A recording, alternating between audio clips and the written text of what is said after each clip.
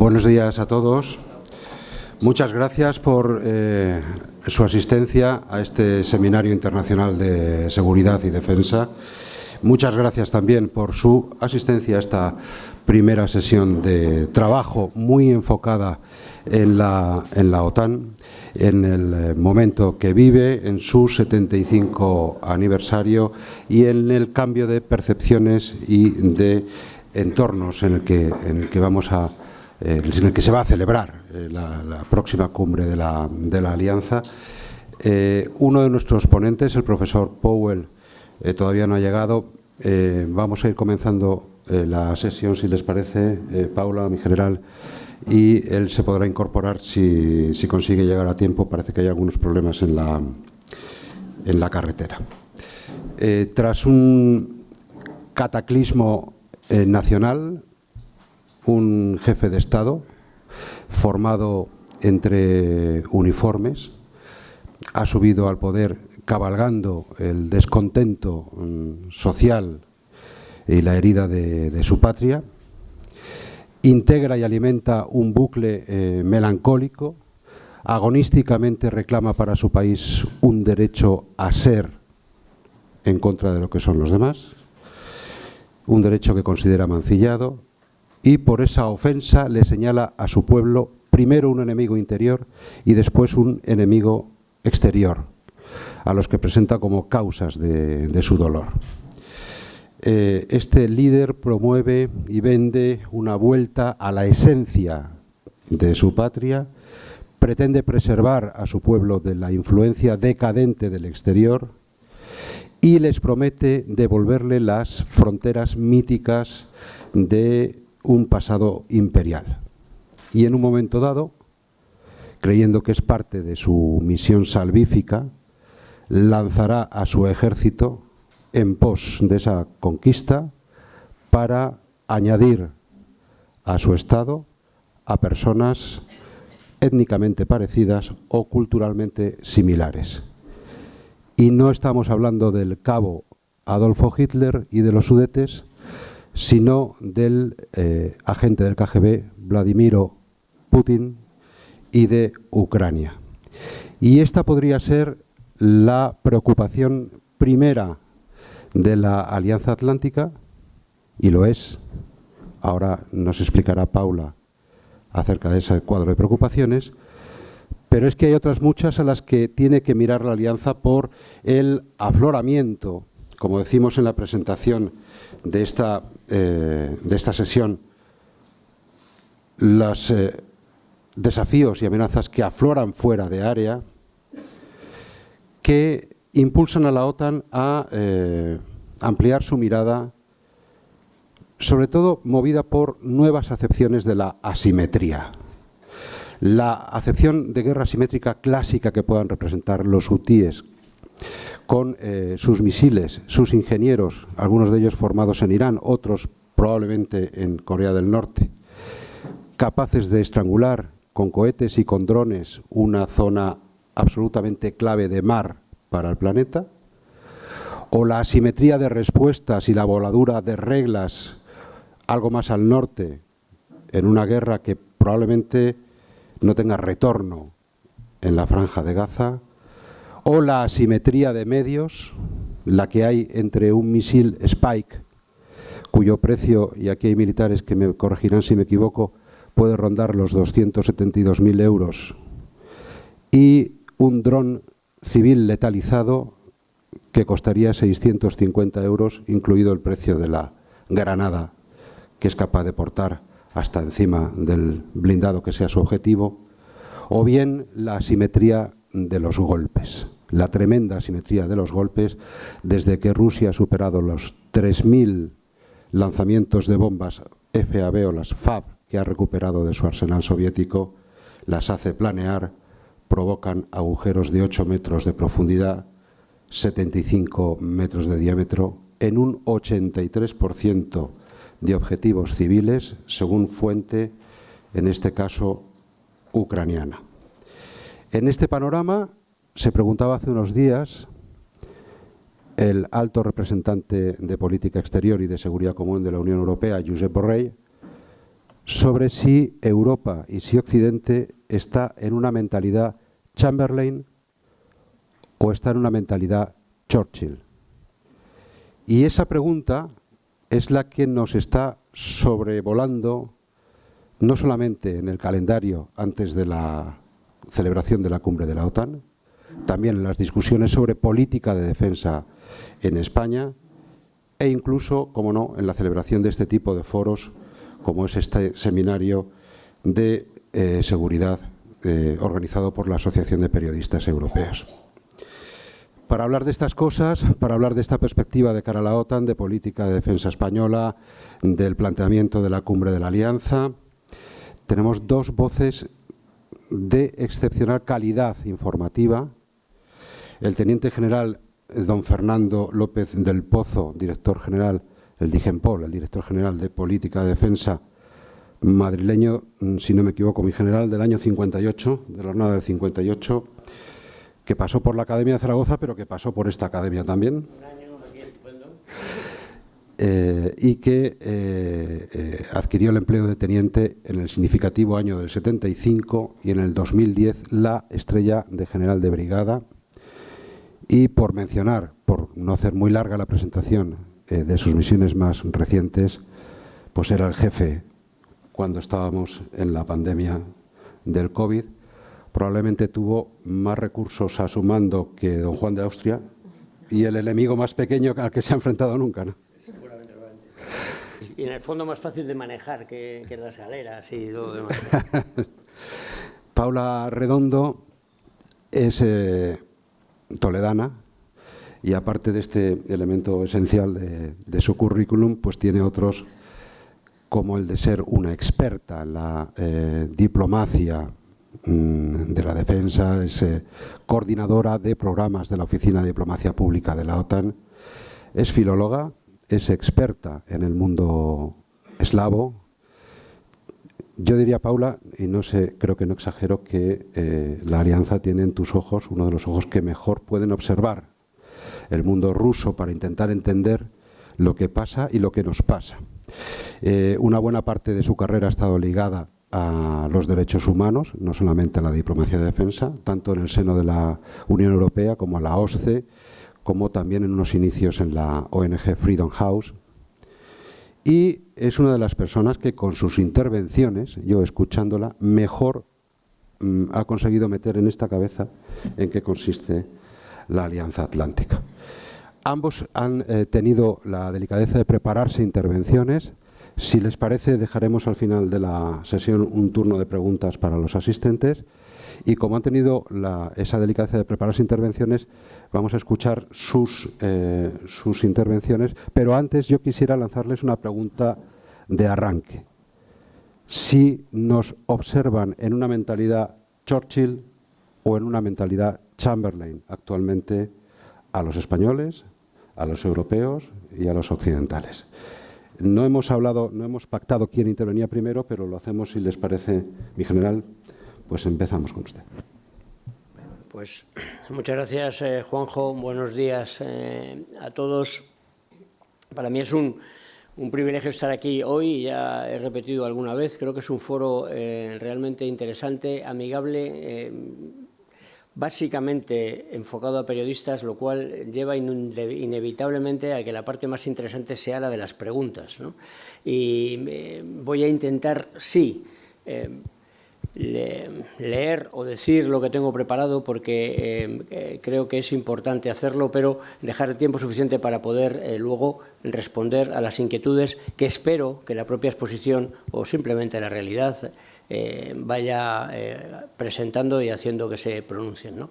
Y con este compromiso por mi parte, pues a pesar de que ya le he dicho a Juanjo que yo lo que venía era leer mi libro y que no iba a contestar ninguna pregunta, pues sí voy a contestar la pregunta. ¿Churchill o Chamberlain? Es interesante porque al final es yin o yang, es blanco o negro. El almirante ha hablado de enjambres o plataformas, planeamiento por capacidades o planeamiento por amenazas, armonía. Armonía y equilibrio. Eso es lo que hay que tener. Claro, que es muy fácil de decir, muy fácil de hacer, muy fácil de encontrar ese punto en el cual das el palo y tiendes la mano. Ni le rompes la cabeza ni te cortan la mano. Eso es muy complicado, pero esa es la solución, sin ninguna duda. Y esa es la solución que busca España con su política de defensa. Y ahora voy a hablar de mi libro, porque ese es exactamente mi libro. Voy a hablar de la OTAN, el título está claro, y termina por OTAN. Bueno, pues voy a hablar de la OTAN, de donde acaba el título, y enfocado cómo la vemos nosotros, cómo la vemos desde el Ministerio de Defensa. Espero que, haciéndolo así, sea complementario a luego cómo nos ve la OTAN a nosotros o cómo ve la OTAN, en fin, en su conjunto, ¿no? Bueno, pues esta es básicamente la idea. Y menos 11 minutos. Lo primero es decir claramente que la OTAN, cuando se crea, ya lo hemos visto, Vladimiro es una resucitación de la vieja amenaza del Este, que hace que la OTAN de alguna manera quiera recuperar su ADN, ¿no? Porque la OTAN se crea enfrentándose a una amenaza muy definida que está en el Este. Pero ya hemos visto, el poco rato que llevamos, que hoy en día no podemos enfrentarnos a amenazas procedentes de una sola dirección. Las amenazas son multidireccionales, no solamente multidireccionales, sino el tiempo no está tasado, la dirección no lo está, no está el tipo de amenaza, y hay que darle un enfoque muchísimo más amplio. Es lo que siempre ha defendido España, en el fondo, desde siempre, y en el último concepto estratégico, el de Madrid, en el que tuvimos un poco más de influencia, diría yo, de la normal, por aquello de ser en Madrid, pues ahí nos esforzamos en que estuviera bien claro, bien explícito el concepto de OTAN 360, cosa que se consiguió. OTAN 360 para que responda a las necesidades de seguridad de todos los aliados, no de unos sí y de otros no, sino de todos los aliados, con el compromiso de que todos los aliados van a ayudar a todos los aliados. Es el principal activo, desde mi punto de vista, el principal activo de la alianza, que no es otro que la unión. La unión es la auténtica fuerza de la alianza. Y la unión solo se construye con solidaridad. Fácil de decir otra vez, difícil de hacer. La solidaridad en la OTAN implica que nosotros tenemos que, en un momento determinado, comprometernos en la defensa de otros aliados en lugares geográficos que posiblemente no son los de nuestro primer interés. ¿Y lo hacemos por qué? Pues lo hacemos porque, en el fondo, egoístamente, estamos convencidos de que si nosotros necesitamos la ayuda de los demás, van a venir en nuestra ayuda. España siempre ha basado su defensa, en los últimos tiempos, desde luego, en este concepto de solidaridad. Y en la Directiva de Defensa Nacional pone que nuestra defensa colectiva está basada en la OTAN. Este concepto de defensa colectiva, en el que yo te ayudo porque tú me ayudas, pero si hace falta invierto o doy el paso yo adelante, ese lo tenemos muy claro. Y es que creo que estaremos de acuerdo en que en este mundo, ya hemos dicho, interconectado y globalizado, ningún país, y digo ningún país, es capaz de hacer frente a sus compromisos de seguridad de forma autónoma, independiente y sin conexión con los demás. Ninguno, ninguno, ninguno. Así que, si eso le pasa al más grande en el que estamos pensando, pues a nosotros también nos pasa. Y como nos pasa hace mucho, siempre hemos intentado integrarnos en las estructuras defensivas o de seguridad europeas. Ya en los primeros convenios con los Estados Unidos, al alinearnos con Estados Unidos, conseguimos alinearnos con lo que la OTAN en aquel momento preconizaba, también lo preconiza seguramente, pero preconizaba. Ahora, con una pega que era que no estábamos en la OTAN realmente, así que nos apuntábamos al lado occidental, pero sin embargo no teníamos el paraguas que nos podía proporcionar la OTAN. Estuvimos en el Acta de Helsinki en el 75, que dio origen a la OSCE, y luego podemos reconocer también que la transición política en España no la dimos por terminada hasta que no entramos a formar parte de la OTAN y entramos a formar parte de la Unión Europea, entonces la Comunidad Económica Europea. Eso lo llamamos multilateralismo. Y el multilateralismo es un concepto que parece, está claramente atacado y parece incluso démodé. Para nosotros sigue siendo un principio básico de la relación entre las naciones porque es la única manera, en el fondo, de compensar ese yin y ese yang del que estaba hablando. Así que, si el principal activo de la alianza es la unidad, como ya he dicho, y esta demanda solidaridad, la solidaridad la tenemos que construir en el día a día, en esas reuniones que tiene el NAC cada semana y en esas reuniones infinitas, me lo parecen a mí, por los papeles que me mandan para que me lea, que tienen en Bruselas discutiendo hasta la más mínima cosa, eso se va construyendo día a día y al final buscando equilibrar las dos grandes fuerzas, vectores que tiene la alianza en sí, que son la fortaleza y la flexibilidad. En una exquisita mixtura, que diría Ortega, y que es también complicada, pero a la que vamos, y que permite que los aliados más pequeños se encuentren cómodos dentro de la alianza. Pero al final, los aliados más pequeños pues son consultados, las decisiones se toman por consenso, tienen la tranquilidad de que no se va a hacer algo pasándoles por encima, porque en un momento determinado podrían, si la cosa fuera importante, podrían levantar la mano. Saben que los gastos son compartidos, los gastos compartidos, los gastos que se generan entre todos, son los mínimos. Uno de los principios básicos de la alianza es que cada aliado aporta lo que él quiere y el gasto cae en el que aporta la capacidad, ¿no? Y al final las recomendaciones que hace la OTAN muchas veces no pasan eso de recomendaciones, que acaban siendo flexibles, porque siempre, aunque se vaya a una operación, pongo el ejemplo, luego hay una conferencia de generación de fuerzas en la cual unos países aportan, otros países no aportan, y ahí pues te permite en un momento determinado hacer tu política como tú quieras. Así que es una OTAN flexible, es una OTAN que proporciona una potencia militar, una fortaleza que no tiene parangón en el mundo y que ha permitido o que se ha manifestado durante estos últimos 30 años doblando el número de países que hemos pasado a ser aliados. Ahí tenemos el ejemplo de Finlandia, tenemos el ejemplo de Suecia, bien recientes y bien evidentes. Así que flexibilidad y fortaleza que vienen gracias a un esfuerzo de solidaridad. Y aquí hago un pequeño alto para ver un enfoque español. Porque en esta cobertura magnífica que estoy pintando de la alianza, en este mundo feliz que nos proporciona de seguridad, en España nos surge muy frecuentemente un punto de duda sobre si realmente estamos o no estamos cubiertos por la OTAN.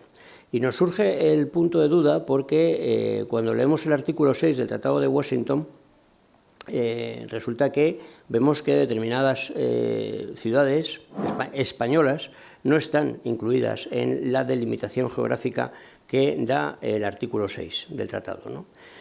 Bueno, el Tratado de Washington, como sabemos, fue firmado el 4 de abril de 1949, hace ya mucho, y la limitación geográfica que plantea en ese artículo pues está realmente superada. Está superada, creemos sinceramente que está superada. Lo está sobre todo si miramos al dominio cibernético, no tiene fronteras, o si miramos al espacio, o si miramos, sin ir más lejos y anterior a todo esto, al terrorismo transnacional. De hecho, sabemos que la única vez que se invocó el Tratado de Washington, el artículo 5 del Tratado de Washington, fue el 11 de septiembre del 2001 y fue con motivo de un ataque terrorista. Bueno, pues no obstante lo dicho, para disipar dudas, España ha influido todo lo que pudo en la cumbre de Madrid, en el concepto estratégico de Madrid, para que apareciera un punto dentro del concepto en el que literalmente se afirma: si bien la OTAN es una alianza defensiva, tengo que decir que se afirma en inglés, pero lo voy a decir en español, si bien la OTAN es una alianza defensiva, nadie debe dudar de nuestra fortaleza y determinación para defender cada centímetro del territorio aliado. El original dice inch, pulgada, del Allied Territory. Bueno, y preservar la soberanía e integridad territorial de todos los aliados y prevalecer contra cualquier agresión. No está en el tratado, pero está en el concepto y creo que es lo suficientemente fuerte para sentirnos lo suficientemente protegidos. Pero, siempre hay un pero. ¿Y cuál es el pero? El pero es que esto es para acogernos al artículo 5 del Tratado de Washington, pero antes del artículo 5 del Tratado de Washington está el artículo 3 del Tratado de Washington. Y el Tratado 3 del Tratado de Washington lo que dice es que los firmantes, los pertenecientes, los aliados, tienen que mantener y acrecentar su capacidad. Voy a leerlo literal. Mantenemos y acrecentamos nuestra capacidad individual y colectiva de resistir a un ataque armado. O sea, que la OTAN nos va a defender si nosotros nos defendemos. Esto es un concepto muy importante que está en la base de la conciencia de defensa, de la cultura de defensa, de los presupuestos, de las capacidades, absolutamente de todo. La OTAN nos defenderá si nosotros nos defendemos. Lo digo muy a menudo. En agosto del año 21, me voy con las fechas, el 21, vimos cómo se derrumbaba Afganistán. En 15 días aquello pasó de un sitio a otro. Y, sin embargo, unos meses después, el 24 de febrero del 22, vimos cómo, para sorpresa de algunos, Ucrania resistió. Y resistió porque decidió defenderse a sí misma. Y a partir de ahí, los demás la ayudamos. Y no era parte de la OTAN, no lo es. Pero lo primero es estar convencido de que hay que defenderse. Bueno, pues esto, un pequeño paréntesis para ver nuestro enfoque nacional en este asunto. Para hablar luego, ahora, de que en realidad, estamos hablando de las grandes guerras, pero nos enfrentamos de una manera mucho más asimétrica, mucho más sutil a otras amenazas que son mucho más difíciles de localizar y son muchas veces prácticamente imposibles de atribuir. Un efecto de atribución que hace que sean difíciles de contestar, ¿no? Son amenazas absolutamente reales y bueno, ya podemos estar pensando en las que voy a enunciar, que son la desinformación y las amenazas en el ciberespacio. ¿Nos sirve la OTAN para la desinformación y las amenazas en el ciberespacio, que son absolutamente modernas, absolutamente actuales, que las estamos sufriendo en el día a día? Bueno, pues esto me sirve para completar este cuadro que he hecho de características positivas que tiene la alianza. He hablado, la primera de todas ha sido la unidad, he hablado de solidaridad, he hablado de flexibilidad, he hablado de fortaleza y ahora añado otra más, que es productividad. La OTAN produce, deliver, ¿no? La OTAN produce seguridad, realmente lo hace. Incluso en esto que estamos hablando, en desinformación y en cibernético, en amenaza cibernética, ¿no? Claro que con matizaciones. La desinformación es sobre todo un instrumento político y por su propia naturaleza es muy difícil de desligar de determinados derechos fundamentales. Aquí patrocinamos uno en prioridad, digamos. Es muy difícil. Hoy leía, ¿no?, que acaba de prohibir Rusia 80 medios allí. Bueno, eso puede plantear cierto debate. Quiero decir que la desinformación al final está muy ligada a decisiones políticas y, aunque la OTAN puede, y de hecho hace, detectar campañas agresivas, al final el medio de combatirlas suele estar mucho más está mucho más en los aliados, aunque reciban un apoyo en su línea principal de defensa por parte de la alianza. Al final es la legislación nacional, las decisiones soberanas nacionales las que pueden combatirlo. Pero la OTAN está detrás y, como en otros muchos aspectos, anima, fomenta, regulariza, estructura las defensas de los aliados. La Unión Europea en esto tiene un papel realmente importante porque sí que tiene una capacidad legislativa que favorece el que los Estados, los aliados se puedan apoyar ahí. Y con respecto al ciberespacio, pues ahí la capacidad de la alianza es algo mayor, ¿no? Aunque sigue siendo el papel de los Estados importante. La alianza, bueno, pues protege sus propias redes y apoya a los Estados, a los aliados, en lo necesario, en la misma idea que la desinformación. Teniendo en cuenta que en este caso es un poco más fácil de atribuir el atacante que en el caso de la desinformación.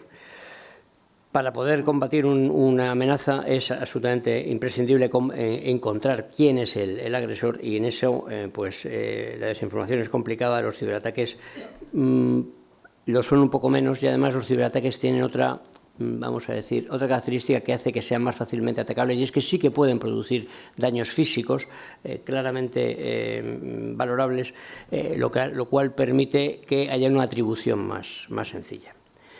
Bueno, ya estoy terminando, voy a cumplir creo que los 15 minutos,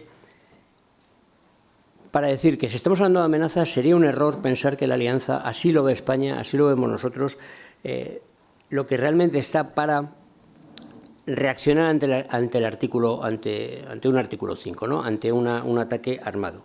Realmente la OTAN tiene su gran valor en la prevención, en la disuasión y en la cohesión entre sus miembros. Eso es así, y eso es lo que favorecemos en el día a día, ¿no? España está dentro de la alianza para estar en ese club que en cada momento es capaz de identificar la amenaza, de evolucionar, como ha demostrado durante todos estos años, y enfrentar lo que se nos viene encima. Tiene su voz particular, y la voz particular de España es levantar la bandera y decir: señores, no miremos, sigamos mirando al este, más bien, sigamos mirando al este, pero recordemos que la amenaza viene por todas partes. El sur es absolutamente vital. Lo es para todos, también para nuestros aliados bálticos, por decir, o más al norte todavía, finlandeses y suecos ahora mismo, ¿no? También lo es. Y esa idea sí que va calando. Es verdad que Putin nos ayuda, porque desplegando a Wagner y desplegando fuerzas rusas en Mali o en República Centroafricana o en Chad, pues evidentemente hace que se perciba de una manera clara la amenaza. Pero la amenaza, ya digo, no viene solamente de estas fuerzas evidentes, vamos a decir, ¿no? Bueno, ya termino. Pero no puedo resistir la tentación de hablar un poco de cómo veo el futuro. A lo mejor enlazo con la cumbre de Washington, que seguro que es de lo que nos va a hablar Paula, porque España es parte de los 32 aliados, tiene su idea de cómo debe de evolucionar la alianza, que debe de evolucionar indudablemente, ¿no? ¿Cuál es el futuro que nosotros desearíamos para la alianza?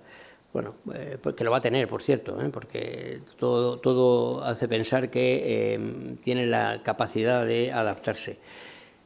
Creemos que la alianza cumple su verdadera función si es fiel a su ADN, a su auténtico ADN, que es un ADN que está basado en crear una organización política, esto lo repito también mucho, política, que se sustenta sobre una potencia militar. Pero la organización es política y está regida por políticos, bueno, diplomáticos, pero al final políticos, y está pensada para aumentar la seguridad de los países aliados, para disuadir cualquier tipo de agresión. ¿Para qué? Pues para defender principalmente los valores, la forma de vida, que diría Eisenhower, que fue el primer aliado, el primer comandante supremo aliado en Europa, defender la forma de vida, nuestra forma de vida, de los países que somos miembros. Está en el preámbulo del Tratado de Washington, y hay que releerlo de vez en cuando, porque, vamos a ver, la OTAN la alianza no puede ser ajena a lo que ocurre en el mundo, no puede ser ajena, es cierto. Pero eso no quiere decir que tengamos que estar en todos los conflictos que hay por el mundo, que nos impliquemos en todo lo que pasa por el mundo. Y mucho menos que si lo hacemos, lo hagamos con la misma intensidad. Es una llamada a la prudencia, a la reflexión, al avance paso a paso y al recordatorio de que lo principal es aumentar la seguridad de los aliados que pertenecemos a la alianza y no embarcarnos en aventuras un tanto peligrosas, vamos a decir, ¿no? Al final la OTAN fue creada con unos objetivos de salvaguarda, concretamente de la libertad, de la herencia común y de la civilización de sus pueblos, dice el preámbulo, y de promoción de la estabilidad y del bienestar en la zona del Atlántico Norte, que eso es lo que dice el Tratado de Washington en su preámbulo. Creemos, desde el Ministerio de Defensa, desde honestamente la Dirección General de Política de Defensa, que en ese camino es como la OTAN va a encontrar la consecución de sus objetivos de una mejor manera y España, desde luego, su acomodo. Eso era todo. Muchas gracias.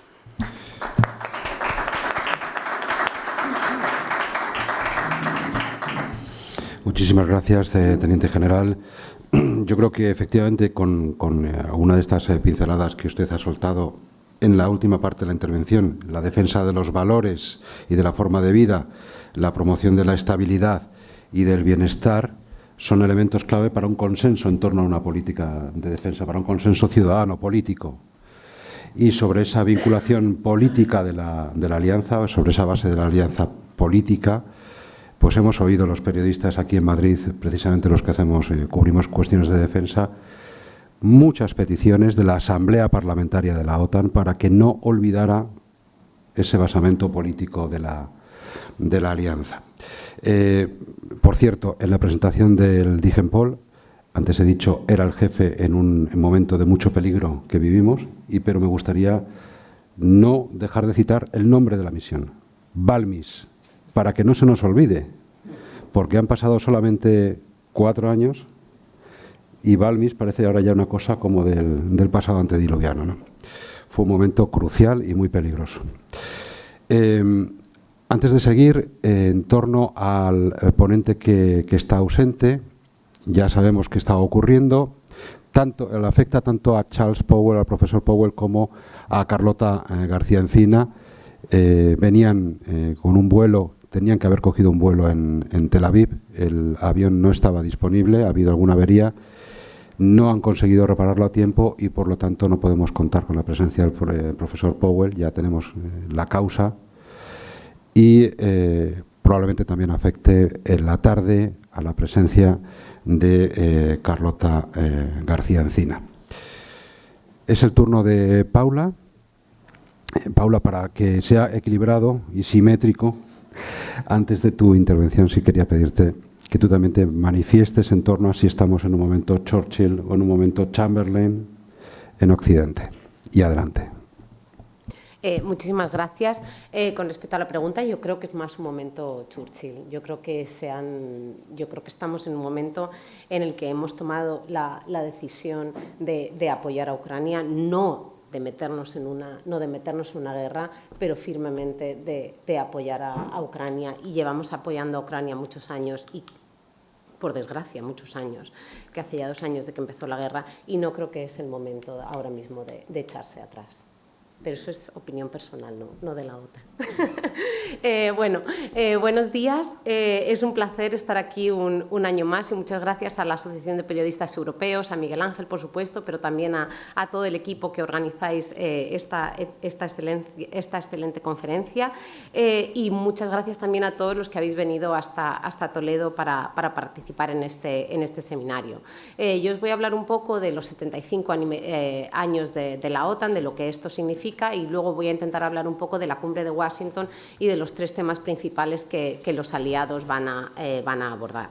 La OTAN, como ya se ha comentado, cumplió el pasado mes de abril 75 años desde su fundación, creada en 1949 por el Tratado de Washington, y son 75 años trabajando por la paz, por la seguridad y por la estabilidad de la zona euroatlántica, y son estos valores los que comentaba Digenpol y los que comentabas tú antes también al principio. Y no nos podemos olvidar que en 1949 éramos 12 y ahora somos 32 aliados.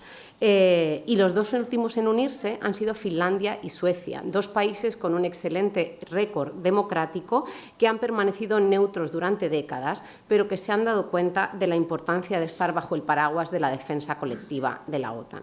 Y esto es precisamente lo que demuestra el éxito de la Alianza Euroatlántica, porque somos una alianza que está aquí para proteger a todos sus miembros y que funciona precisamente porque tenemos estos valores basados en la democracia, la libertad y el Estado de Derecho. Muchos hablan de que la OTAN se expande. Y aunque parezca un verbo neutro, hablar de expansión lo que hace es negar la decisión soberana de cada uno de todos esos países que han ido decidiendo de forma libre integrarse en una organización que les garantiza la seguridad necesaria para poder vivir en paz y también para prosperar. Y lo que celebramos en este 75 aniversario de la OTAN es precisamente la libertad de tomar esa decisión, porque lo que hace la OTAN es defender que cada Estado soberano puede decidir sobre su propio futuro, que es, por otro lado, lo que Rusia está intentando negar a Ucrania. Porque esto no va de que Ucrania entre en la OTAN o no entre en la OTAN, sino de que Rusia no reconoce a Ucrania como un país soberano capaz de tomar sus decisiones de forma independiente en materias de política exterior. Para marcar de una forma simbólica los 3/4 de siglo de la alianza, la próxima cumbre tendrá lugar en Washington, que es la ciudad donde se firmó el Tratado de Washington, obviamente. Y en esta cumbre abordaremos precisamente las 3 cuestiones que garantizan y que garantizarán que podamos seguir respondiendo a todas estas amenazas, a todos estos desafíos, empezando por la guerra de agresión de Rusia contra Ucrania. En este contexto, el primer gran tema será obviamente la disuasión y la defensa, que es la piedra angular en estos momentos de nuestra defensa colectiva. La disuasión y la defensa ha podido estar más o menos olvidada durante unos años, pero en 2014 y más aún en 2022 fue un back to basics, si lo queremos llamar así, de la Alianza Atlántica y de los aliados, darse cuenta de que no nos podemos olvidar de esta disuasión y la defensa.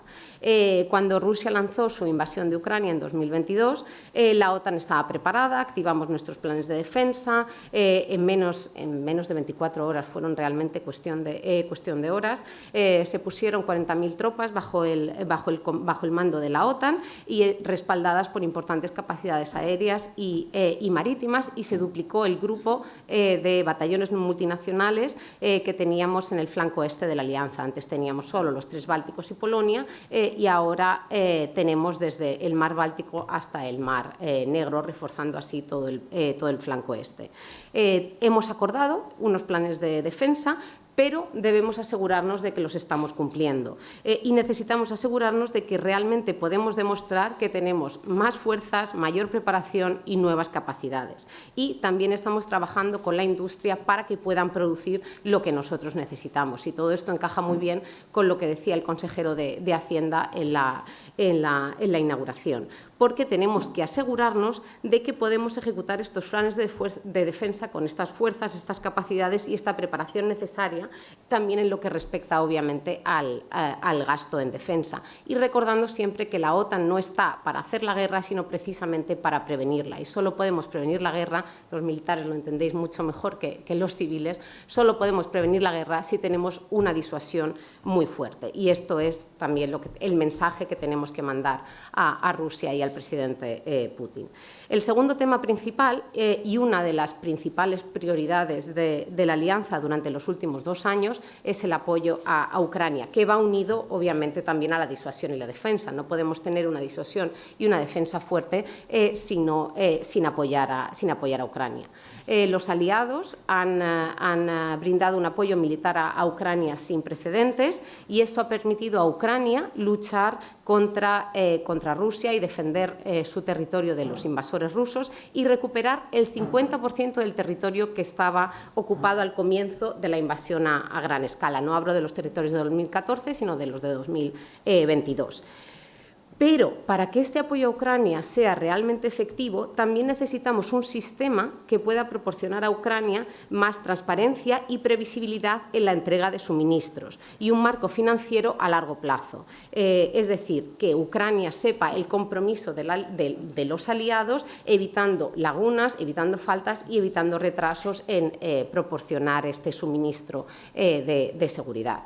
Los anuncios voluntarios, que es como ha funcionado hasta ahora, de cada país individual, han sido muy buenos, han ayudado muchísimo a Ucrania y están marcando la diferencia en el terreno, pero a largo plazo la previsibilidad es clave. Y es esto precisamente lo que se ha aprobado en la última cumbre, en el último ministerial de defensa en Washington, un sistema en el que los aliados, liderado por la OTAN, puedan coordinar esta asistencia tanto militar como el training a los militares ucranianos. Por ello, también esperamos que en la cumbre de Washington se pueda lanzar esta iniciativa y que los aliados puedan acordar que sea la OTAN la que lidere esta coordinación y esta prestación de asistencia en materia de seguridad y formación para Ucrania, y un compromiso financiero plurianual que también ha puesto sobre la mesa el secretario general de la OTAN, precisamente por lo que comentaba antes, para poder dar a Ucrania previsibilidad en cómo se tienen que organizar ellos para poder recibir el apoyo militar de los aliados. De esta manera, Ucrania sabrá a largo plazo cuál es el apoyo con el que cuenta, tendrá más previsibilidad para planificar e invertir y para garantizar que tiene las fuerzas que necesita para defenderse de la agresión rusa. Y esto también garantizará un reparto justo de esa asistencia en lo que respecta a los suministros y el apoyo a Ucrania entre los aliados. Y estaba leyendo antes datos sobre esto. Tiene sentido que sea precisamente la OTAN la que lidere este ejercicio, porque el 99% de ayuda a Ucrania proviene de los aliados de la OTAN. El tercer tema de la cumbre, también muy importante, será afianzar los partenariados globales y en particular nuestros socios del Asia-Pacífico, Australia, Nueva Zelanda, Corea del Sur y Japón. Porque esto me lleva al tercer punto, que es algo que también se ha comentado antes, que nuestra seguridad no es regional. La OTAN es y será una alianza regional, la Alianza del Atlántico Norte, pero nuestra seguridad es global. Y las amenazas a las que nos enfrentamos son cada vez más globales, no solo por todos los temas de ciber, desinformación, lo que comentaba antes Dijen-Paul, sino que también la guerra en Ucrania demuestra esto muy claramente cuando miramos a quiénes son los principales países que apoyan la guerra de Rusia en Ucrania: China, Irán y Corea del Norte. China está apuntalando la economía de guerra rusa. Está entregando equipos de doble uso y está siendo el socio comercial más importante de Rusia. Ha intensificado sus relaciones comerciales económicas con Rusia y les está proporcionando todo tipo de microchips y de materiales de doble uso que Rusia utiliza para construir misiles, tanques, aviones, que luego se utilizan para llevar a cabo esta brutal guerra en Ucrania. Y no olvidemos que China, aunque pretende ser imparcial, no ha condenado en ningún momento la invasión rusa de Ucrania. Irán está suministrando drones y está ayudando a Rusia a construir una fábrica de drones, de los famosos Shahid drones, en Tatarstán. Y Corea del Norte proporciona a Rusia municiones para poder continuar la guerra. A lo mejor la ayuda de Irán y de Corea del Norte aislada no es suficiente para apoyar a Rusia, pero en conjunto están realmente ayudando a Rusia y marcando también la diferencia en el campo de batalla. A cambio, esto también es muy peligroso para nosotros, Rusia comparte con ellos tecnología que permite a Irán y Corea del Norte desarrollar sus programas nucleares y de misiles.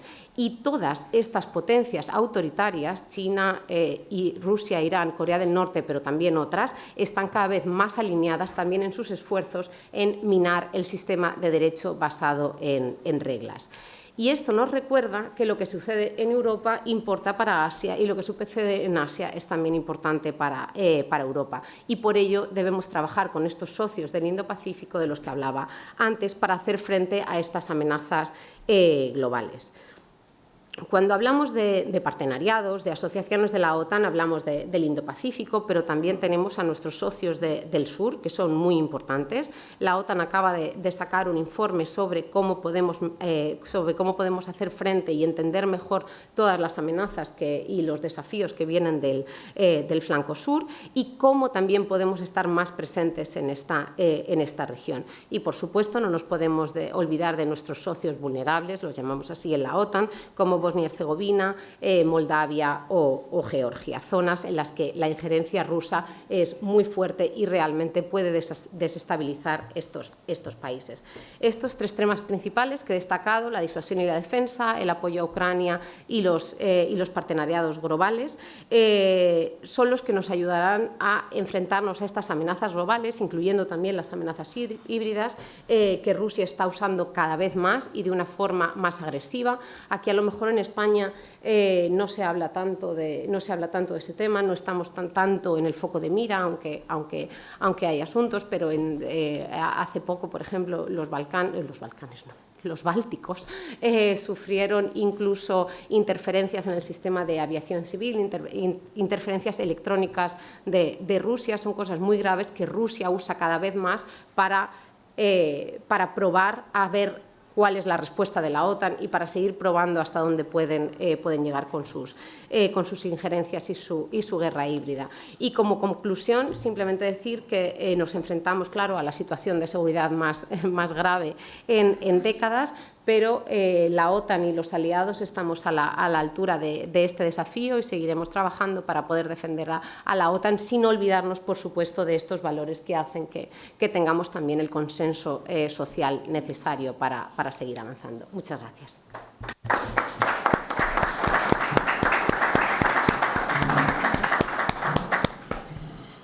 Gracias, Paula. La ausencia del profesor Powell permite que, a nuestro pesar, podamos ampliar un poco más el turno de las preguntas del público. Antes que nada, tengo una curiosidad, Paula, que creo que es básica de cara a la celebración de la Asamblea de la OTAN en Washington, y es cuánto puede pesar sobre la agenda de la Asamblea la previsión en el futuro de un ingreso en la alianza de Ucrania como el socio, probablemente la incorporación más importante, políticamente al menos, y desde el punto de vista del conocimiento militar que están adquiriendo, pues también una incorporación de enorme peso. ¿Eso está previsto que se hable en alguno de los encuentros de esta Asamblea? Sí, hablaremos del ingreso de Ucrania en la OTAN. Se ha repetido hasta la saciedad, el futuro de Ucrania está en la OTAN y estamos intentando que haya progreso también en este aspecto. Pero esto es algo que depende de los aliados, de lo que quieran discutir. Bueno, lo que quieran discutir no está en la agenda, pero de cómo pueden plantear o también manejar las expectativas de Ucrania en este tema. Y lo que hablabas de que Ucrania es un país ahora militarmente también muy fuerte, políticamente muy importante, pero militarmente muy fuerte, es muy importante recordar que esa es una de los tres criterios para que un país se pueda integrar en la OTAN. El primero es que sea europeo. Ucrania no tiene ninguna duda. El segundo sería que es un país que dé seguridad a la OTAN, que también lo hablaba Dijen-Pol antes, o sea, los países no se unen a la OTAN solo para que la OTAN les proteja, también se unen para poder proveer seguridad al resto de los países de la OTAN. Y el tercero es que estén alineados con nuestros valores. Y desde la perspectiva española, mi general, ¿hasta qué punto los países europeos de la Alianza, los aliados europeos de la Alianza, les conviene una proactividad en los tiempos para la incorporación de Ucrania, o esto es una cosa más bien para hablarla a largo plazo?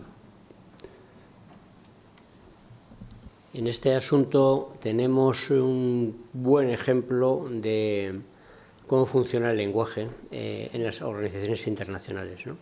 Porque es totalmente cierto y estamos totalmente de acuerdo en que el futuro de Ucrania está en la alianza, ¿no?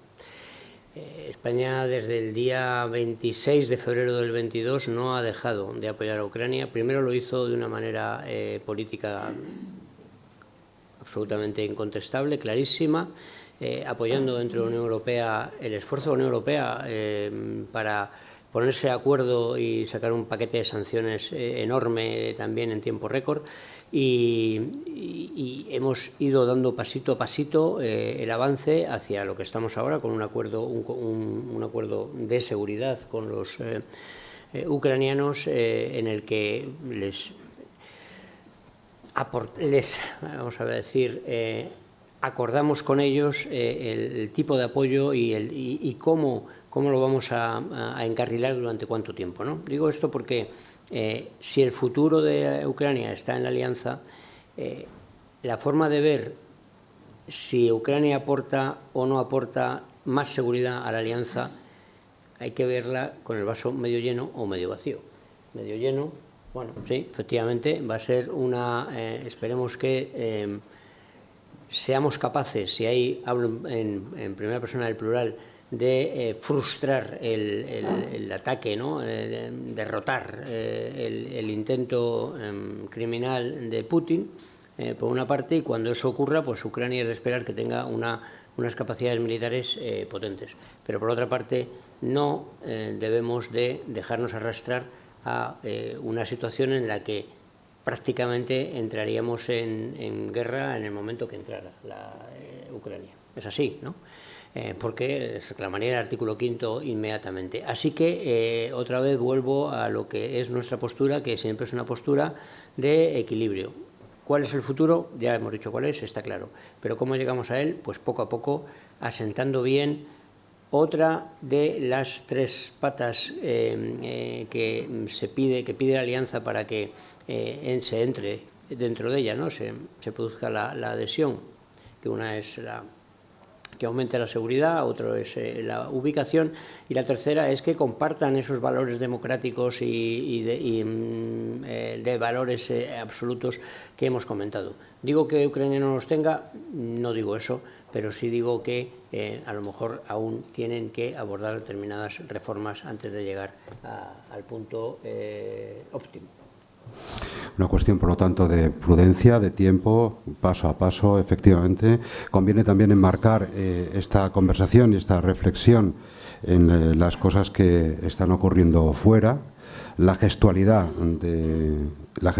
y el simbolismo de la presencia del rey de España, de Su Majestad don Felipe, en el mundo báltico, y las cosas que haya dicho a los gobernantes de aquellas repúblicas tan cercanas al mundo ruso, y también el aguacero, Paula, de mensajes que conducen o que intentan conducir al desistimiento, al tiempo que se firmaban, no solamente por los países del G7, sino por otros países, acuerdos de defensa con Ucrania, acuerdos de ayuda, y llovían sobre toda Europa, imagino que los tenéis monitorizados, mensajes, narrativas que conducen una vez más a recordarnos el peligro de la guerra, también el que estamos derrochando dinero, los contribuyentes, en un flanco que no nos interesa, en fin, esas narrativas que no quiero ahora reproducir del todo,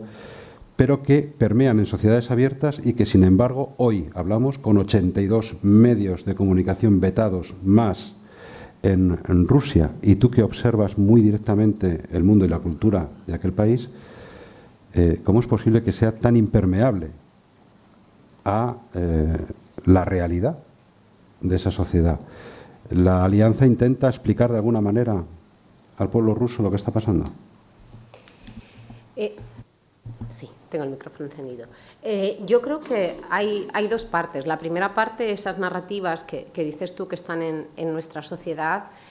Obviamente nosotros somos somos sociedades abiertas, con libertad de prensa, en las que defendemos la libertad de opinión, y la realidad es que la desinformación, la mayoría de lo que llamamos desinformación, no es ilegal. Tú tienes derecho a decir algo aunque sea falso, a no ser que sea difamación. Entonces ya sí que nos metemos en temas legales. Por eso este tipo de narrativas o medio verdades pueden campar libremente también por nuestras sociedades. Otra cosa es cuando estamos hablando de un actor hostil extranjero, como es en este caso Rusia, que deliberadamente usa esas narrativas y esa desinformación para intentar desestabilizar nuestras sociedades e intentar, ¿cómo se dice?, intentar avanzar sus objetivos geopolíticos, que en este caso es la desestabilización de nuestras sociedades en primer lugar, pero la segunda es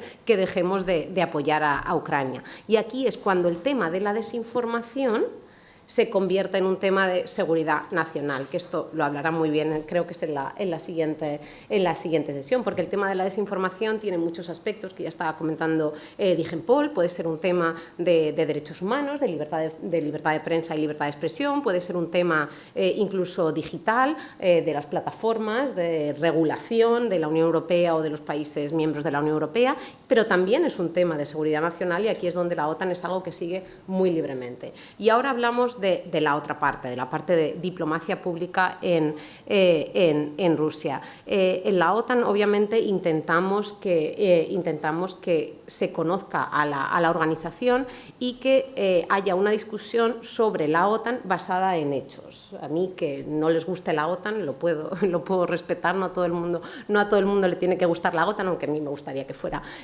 así, pero que por lo menos, si critican a la OTAN, que se critique con hechos. Y por eso la OTAN intentamos acercarnos también a la sociedad rusa y comunicar en ruso. Tenemos canales digitales en plataformas de social media en ruso. Trabajamos también con organizaciones y con figuras que nos pueden ayudar a llegar de una forma más directa al pueblo ruso. Trabajamos con prensa independiente rusa, a las que intentamos invitar, o por lo menos que sepan quiénes son los puntos de contacto a la OTAN, porque para ellos puede ser la OTAN, puede ser esta organización opaca. Entonces intentamos humanizarla de alguna forma para que los periodistas independientes rusos puedan asistir a las cumbres, puedan asistir a los ministeriales, y sobre todo ahora, cuando están en una situación que sobre todo medios rusos independientes han sido prohibidos en Rusia, se encuentran fuera de su país. Obviamente es muy difícil llegar a un país que tiene más de 100 millones de habitantes, en el que, como dices tú, cada vez esa parte informativa está más cerrada. Y tenemos en el siguiente panel, creo que es a Javier Colás, que ha sido expulsado de Rusia y que lo conoce también muy bien. Es muy difícil llegar, pero yo creo que nosotros estamos haciendo una buena labor, por lo menos pudiendo llegar a la gente que nos quiere oír. A los que no nos quieren oír es obviamente muy complicado, y en estos momentos creo que a lo mejor es hasta contraproductivo intentar, pero a la gente que nos quiere oír yo creo que podemos todavía llegar, y tenemos esa voluntad de comunicar y decir que la OTAN quiere también hablar con la sociedad rusa, ya que con el gobierno ruso es imposible. El cofre de hormigón informativo en Rusia. Bueno, vamos a abrir el espacio para las preguntas.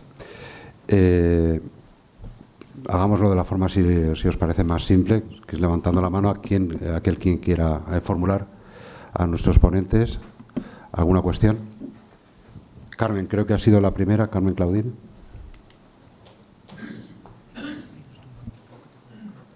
Así es. Soy Carmen Claudín,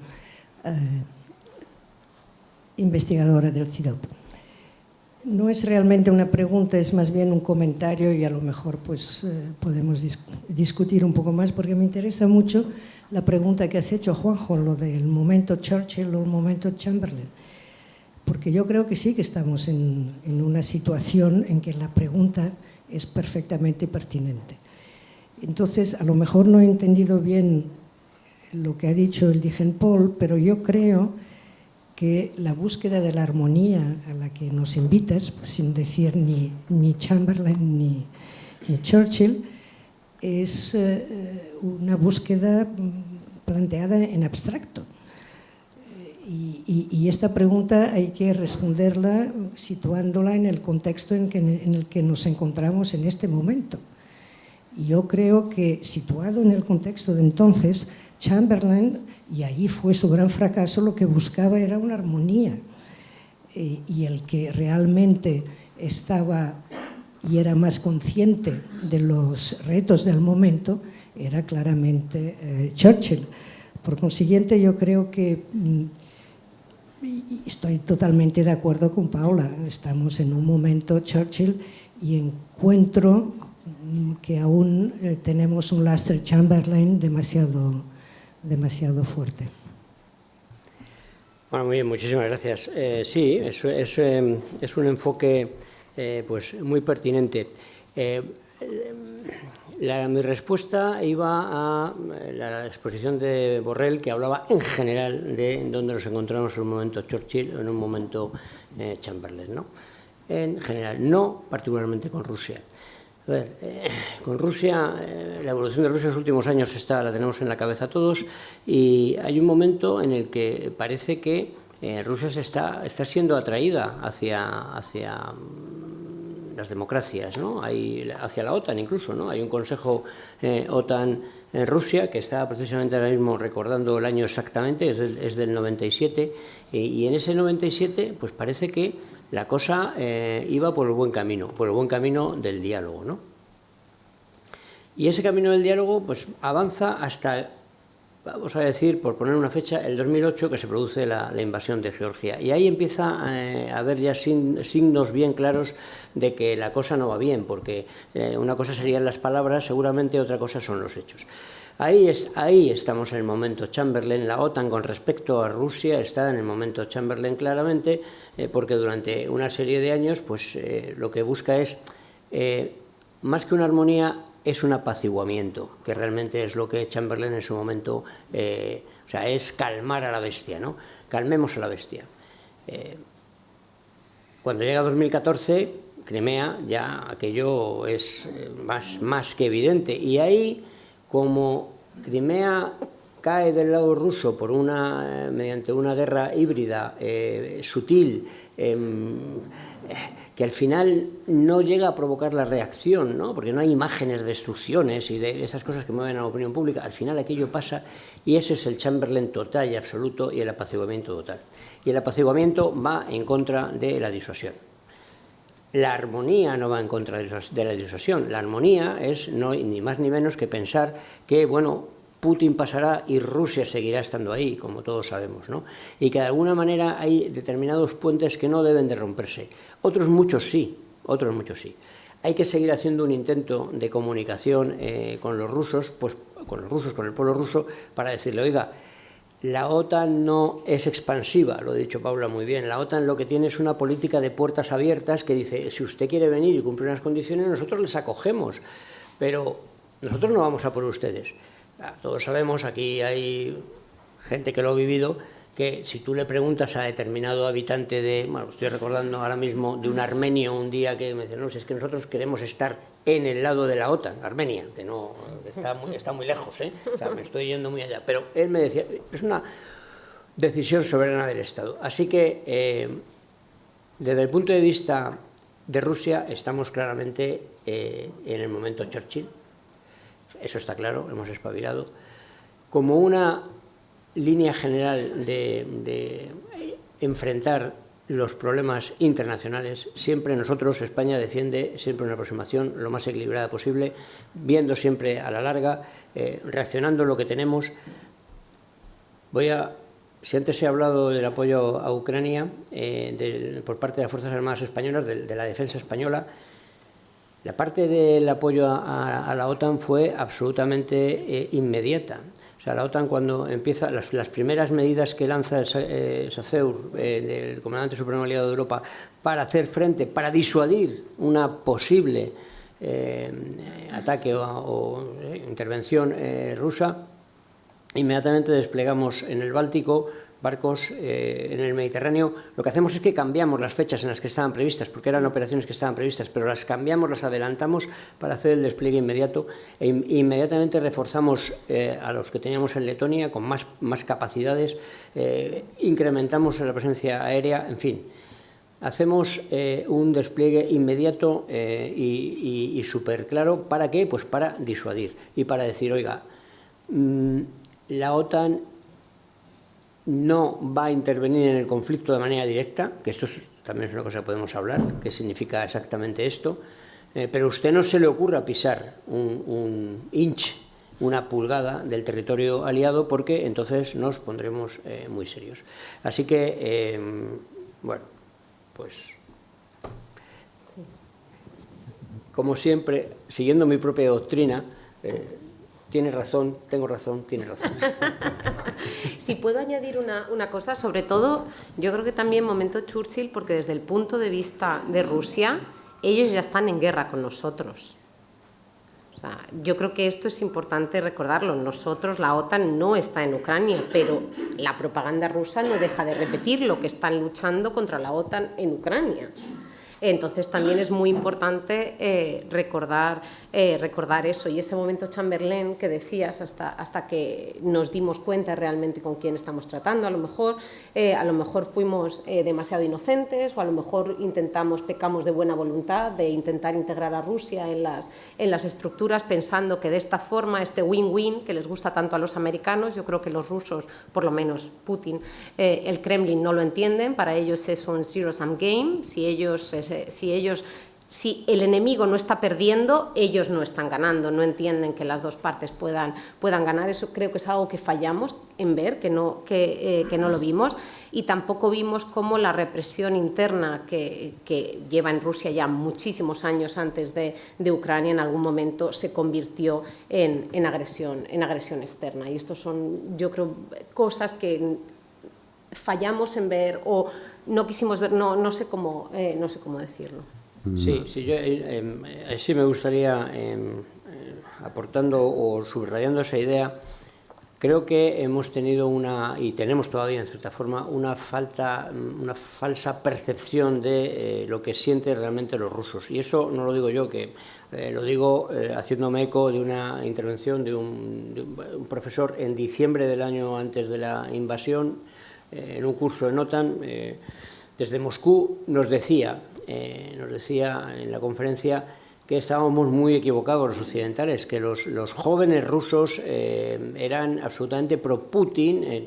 Por supuesto, estamos hablando de generalizaciones, ¿no? Pero vamos, que el sentimiento general no era en absoluto de sentirse oprimidos, con problemas de comunicación, con problemas de libertad de prensa. No. El sentimiento era más bien el contrario. Aquí, en un momento determinado, Rusia fue débil y la OTAN se aprovechó de nosotros, y ahora los tenemos a las puertas, ¿no? Ese era el sentimiento general. Claro, si tú tienes ese sentimiento general en el otro lado, pues eso son claramente tambores de guerra. Eso es claramente un caldo de cultivo para que ocurra lo que está ocurriendo, ¿no? Y el régimen evolucionó de señalar el enemigo interior a pasar a señalar y a atacar al enemigo exterior. Hay varias peticiones de preguntas, pero después de Carmen había levantado la mano. Ahí atrás, Antonio, eso es. Sí, adelante. Sí, gracias. Ha comentado antes el teniente general que ningún país de la Alianza podría defenderse a sí mismo, él solo, no podría defenderse por sí mismo. Es decir, sin el concurso del resto de los aliados, y que en eso reside la fuerza. De todas maneras, siempre se ha hablado del paraguas norteamericano como el elemento esencial de la alianza, sin duda. Y yo me pregunto en este sentido, sabiendo lo dudoso que es como aliado el anterior presidente de los Estados Unidos, y si nadie lo remedia, el destino, quiero decir, podría muy bien ser también de nuevo el próximo presidente de los Estados Unidos, él no parece tener una convicción absoluta de que el gran enemigo en este momento sea precisamente Rusia. Él siempre mantuvo una relación ambigua con el personaje Putin, y sin embargo él siempre apuntó que el gran enemigo era China. Esa era su obsesión en muchos casos. ¿Alguien puede decir qué es lo que piensa Trump sobre Ucrania, cuáles son sus convicciones.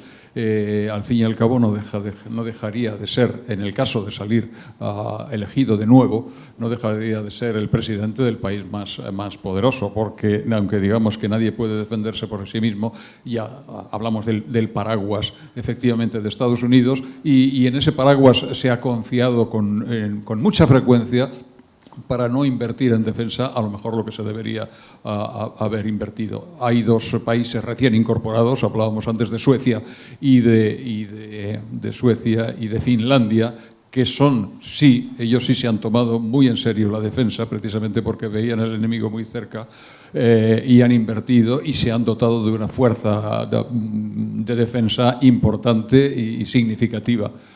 Para defenderse a sí mismos, incluso para colaborar con el tema de la OTAN. Pero, ¿cómo ven la perspectiva de una próxima presidencia de Trump? Y, bueno, al margen de sus amenazas más o menos anecdóticas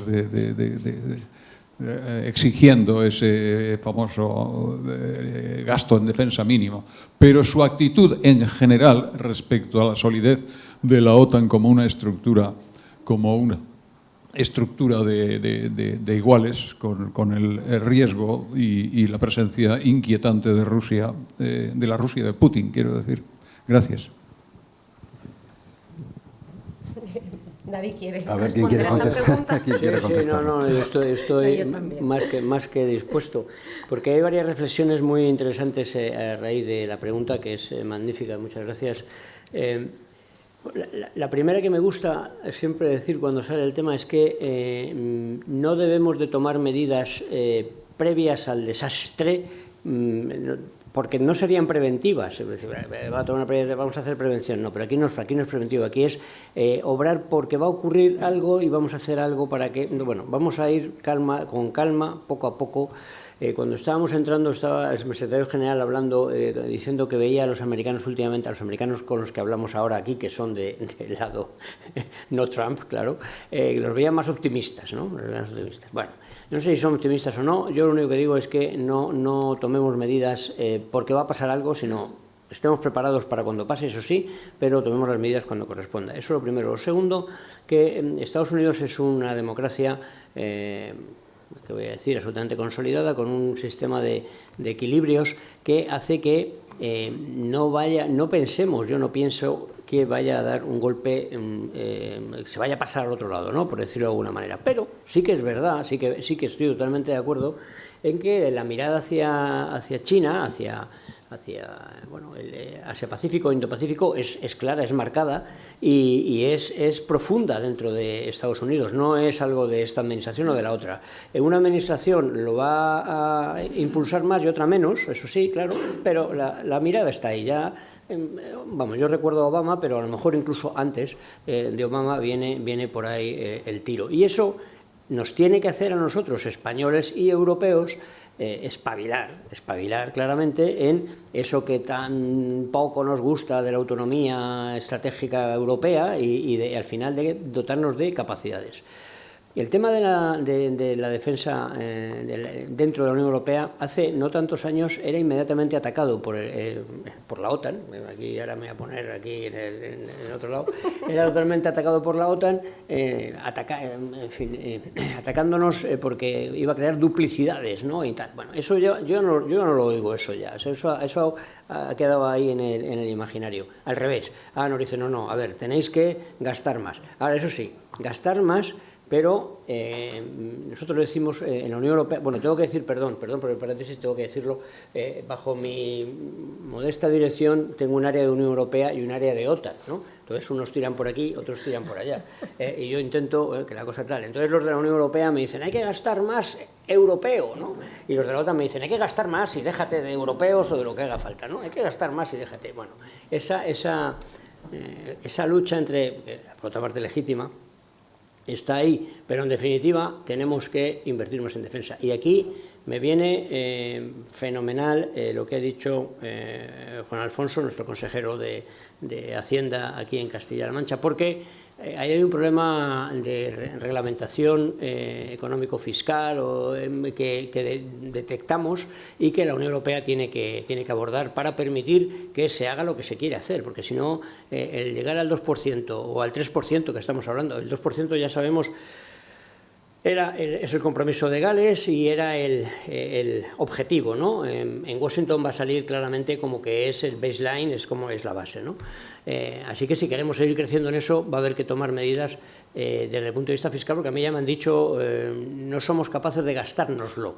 Y cuando dicen no somos capaces de gastárnoslo, no quiere decir que no se nos ocurra qué comprarnos o no se nos ocurra desde el punto de vista de personal en qué hay que invertir el dinero. No significa eso, significa que hay una serie de normativa, de tiempo de contratos, de fiscalidad, de gestores que hacen esos contratos, que no los tenemos ahora mismo y que al final la gente de Intendencia en Fuerzas Armadas dice, si ahora gestiono 15.000 millones y somos 500, pues para gestionar 30.000 millones, no digo que tengamos que ser 1.000, pero tendremos que ser alguno más, porque al final los tiempos son los tiempos.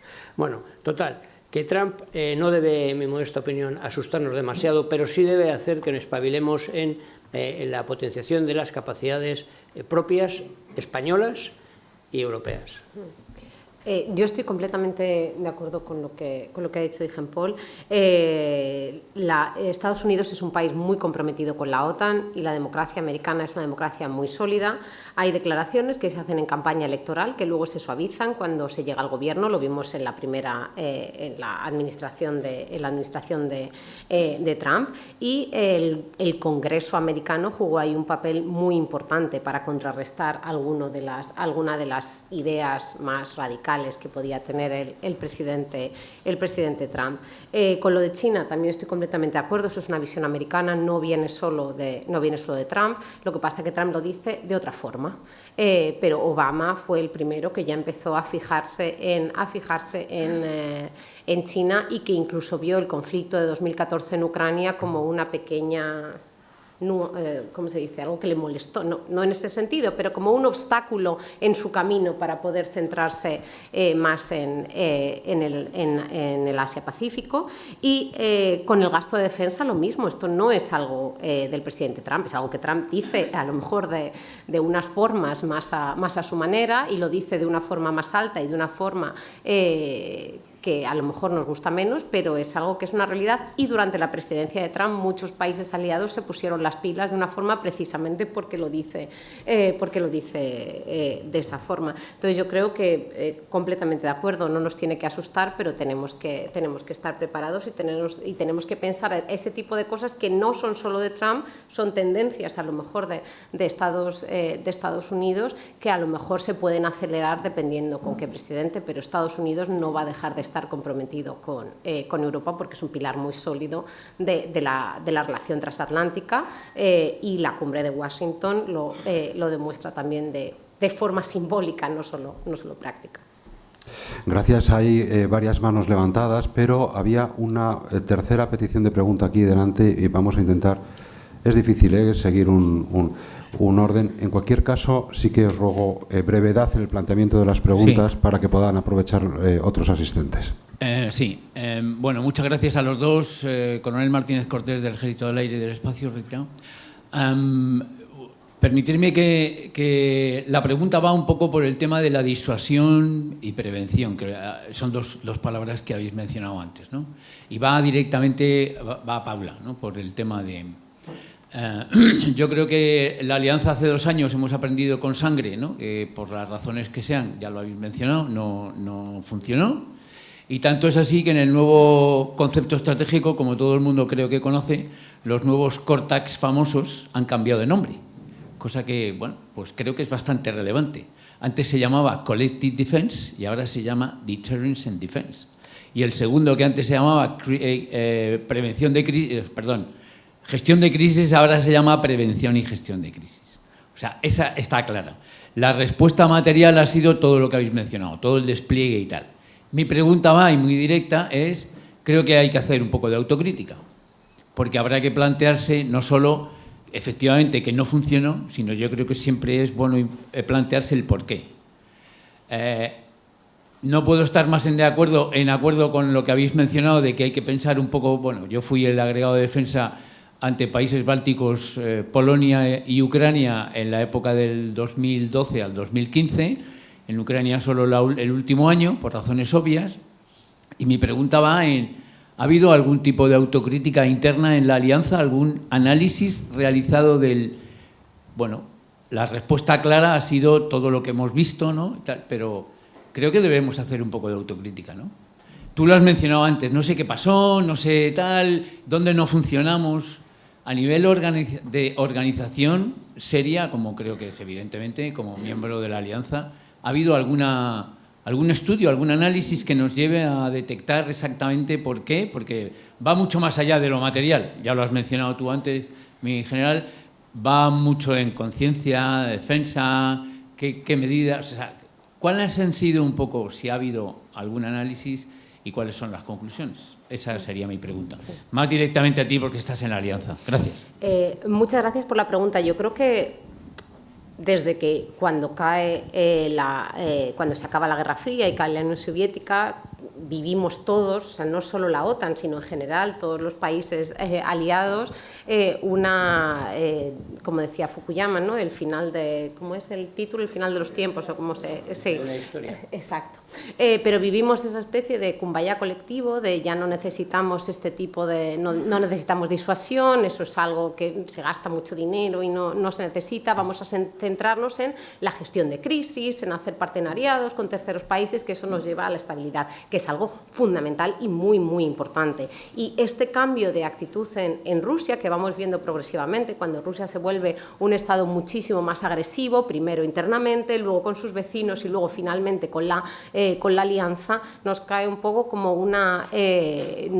Primero fue el 2014, un momento esencial, y ahí es el cambio, ¿no? Ahí nos empezamos a centrar mucho más en la disuasión. La OTAN pone estos batallones multinacionales en el este, pero aún así se intenta todavía de alguna forma mantener ese diálogo político con Rusia y todas estas cosas. Y es el 2022 esta guerra lo que nos lleva a este back to basics. Que hablo yo de volver un poco a la mentalidad de es la disuasión y la defensa lo que es la piedra angular de la defensa colectiva, porque ahora, como decimos, esas tres tareas fundamentales que has mencionado, es que la misión principal de la OTAN es la defensa colectiva y hacemos esta defensa colectiva precisamente con disuasión y defensa, gestión y prevención de crisis y también con estos partenariados colectivos, la seguridad de partenariados colectivos. Todo esto en el momento, yo creo que eso es una pregunta muy legítima que nos hacemos, ¿no? ¿Qué ha fallado? ¿Cuándo hemos dejado de entender a Rusia? ¿Cuándo hemos perdido un poco esto? Yo creo que no es solo algo de la OTAN, yo creo que son los aliados y yo creo que es la visión esta de la que hablaba antes, de que nosotros pensábamos que integrando a Rusia en todas estas estructuras internacionales, intentando promocionar el win-to-win, ¿no? Si yo te compro energía y tu economía crece, eso te va a ser que seas automáticamente más demócrata porque tus ciudadanos van a viajar a los míos, vamos a tener mucho más intercambios, la teoría de que si dos países tienen McDonald's no hacen la guerra, ¿no? Yo creo que todo ese tipo de cosas fue lo que nos movió, que creo que es algo legítimo, porque en ese momento era también lo que nos pedían las sociedades. Somos países democráticos y los que pedían las sociedades en ese momento a lo mejor no era estar centrado en disuasión y defensa, sino tener otro tipo de inversión en otros aspectos de los países, que fue lo que funcionó. Y ahora es un momento en el que vemos que realmente hemos perdido, o sea, la inocencia de alguna forma, ¿no? Nos hemos dado cuenta de que la guerra es muy real, que está en nuestras fronteras y que no es algo que pase en países lejanos, sino que es algo que tiene además consecuencias inmediatas sobre países aliados. Drones que caen en Rumanía, misiles que han caído en Polonia, aviones de Rusia que se cruzan, que pueden crear una escalada bélica, y es algo que realmente somos mucho más conscientes de eso, eso hace que nuestras sociedades sean más conscientes y eso yo creo que da el mandato democrático a nuestro gobierno y obviamente al Ministerio de Defensa para poder ejecutarlo y hacer esa inversión en defensa que ahora piden las sociedades, pero yo creo que no puedes hacer uno sin lo otro también. ¿Algún comentario, teniente general? No, estoy de acuerdo. Al final hay que hacer autocrítica, efectivamente, y el nuevo concepto es la autocrítica, ¿no? Ahí dice, bueno, esto hay que corregirlo porque no ha ido bien, y aquí nos han pillado porque hemos hecho una mala valoración de la amenaza, en realidad, ¿no? Me ha gustado mucho, ya lo he dicho antes, el Segempol ha hablado de el planeamiento por capacidades o por amenazas, ¿no? Y yo siempre he pensado que hay que hacer las dos cosas, ¿no? Porque si te olvidas de una de las dos, pues al final estás cojo, no sabes para qué quieres las capacidades, en definitiva, ¿no? O sea que, bueno, y en este caso, pues nos hemos equivocado. ¿Sí? ¿Cuál es la autocrítica? Pues a ver si la corregimos. Ahora España levanta la bandera mucho con el tema del sur. Ojo con el sur, que nos estamos olvidando del sur, porque incluso en la táctica más elemental de infantería, yo, como ya se ha dicho, soy de infantería, hay que temer siempre el ataque por retaguardia, porque siempre miras al frente, pero el enemigo va a intentar pillarte por sorpresa. Son principios absolutamente básicos y rigen en la táctica, pero rigen también en la alta política. Son las 12, por una cuestión de seguir con un poco estricto el horario. Dentro de media hora tendremos otra nueva sesión. Conviene que ahora ya vayamos cerrando esta. Agradecerles a todos la asistencia, reseñar que estamos en un momento en el que se habla sin ambajes de ambientes prebélicos en Europa, en un momento en el que hay una circunstancia internacional que no tiene precedentes en muchos años en el continente, y también en un momento en el que permean ideologías y planteamientos que antes eran extramuros de la Unión Europea, y en España siguen faltando espacios de reflexión y de discusión y de pensamiento estratégico. Casi es un desierto este país en este tipo de foros, y por eso les subrayo el valor de estas intervenciones que nos han aportado información de la máxima calidad. Por lo tanto, les pido un aplauso para darles las gracias a los dos ponentes.